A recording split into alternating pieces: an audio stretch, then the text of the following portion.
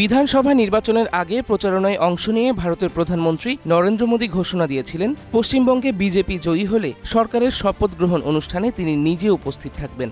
बंगाल की जीत के साथ गंगोत्री से लेकर गंगा सागर तक कमल ही कमल खिला हुआ है।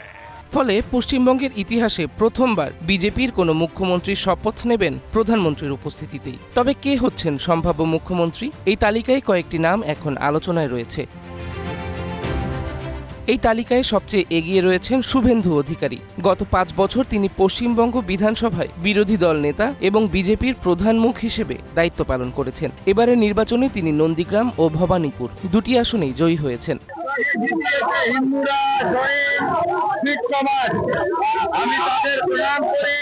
শুধু তাই নয়, 2021 সালের নির্বাচনে বিজেপির পরাজয়ের পরও তিনি ধারাবাহিকভাবে মাঠে থেকে তৃণমূল কংগ্রেসের সঙ্গে সমানতালে রাজনৈতিক লড়াই চালিয়ে গেছেন। বড় ভাই হিসেবে চিমটি কাটছে, আঁচড় কাটছে, সহ্য করছি, তো বেড়া আমরা দেবই। পরবর্তী নাম স্বপন দাশগুপ্ত।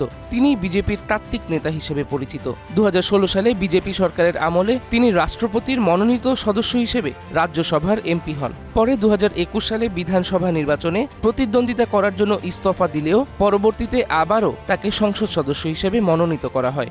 স্বপ্ন যখন বাস্তবে পরিণত হয় তখন একটা আলাদা একটা ফিলিং। যে ধরনের তোলাবাজি, সিন্ডিকেট, ওইসব যেন কোনোদিন আমরা না করি। বিজেপির বর্তমান রাজ্য সভাপতি শ্রমিক ভট্টাচার্য এই দৌড়ে রয়েছেন। তিনি 50 বছরেরও বেশি সময় ধরে আরএসএস এর সঙ্গে যুক্ত, যা তার পক্ষে যেতে পারে। 2014 সালে বসিরহাট দক্ষিণ আসনের উপনির্বাচনে জয়ী হয়ে তিনি পশ্চিমবঙ্গে বিজেপির প্রথম বিধায়ক হিসেবে পরিচিতি পান।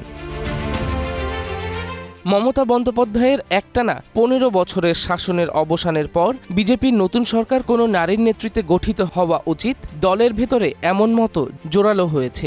সেই আলোচনায় এগিয়ে আছেন অগ্নিমিত্রা পাল। দিল্লি বিধানসভা নির্বাচনে জয়ের পর বিজেপি যেমন তুলনামূলক অপরিচিত নারী নেত্রী রেখা গুপ্তকে মুখ্যমন্ত্রী করেছিল, তেমন সিদ্ধান্ত পশ্চিমবঙ্গেও নেওয়া হতে পারে বলে অনেকে মনে করছেন। সেক্ষেত্রে অগ্নিমিত্রা পালের সম্ভাবনাও উড়িয়ে দেওয়া যাচ্ছে না। বিজেপির কেন্দ্রীয় নেতৃত্ব নির্বাচনের সময় প্রতিশ্রুতি দিয়েছিল পশ্চিমবঙ্গের মুখ্যমন্ত্রী হবেন একজন বাঙালি। বিজেপি বাঙালি পরিচয়ের যে ব্যাখ্যা দেয় সেই অনুযায়ী সাবেক কেন্দ্রীয় মন্ত্রী ও বিজেপির জাতীয় মুখপাত্র স্মৃতি ইরানির নামও আলোচনায় এসেছে। অতীতে দেখা গেছে বিভিন্ন রাজ্যে বিজেপি সম্পূর্ণ নতুন ও তুলনামূলক অপরিচিত কাউকে মুখ্যমন্ত্রী হিসেবে বেছে নিয়েছে।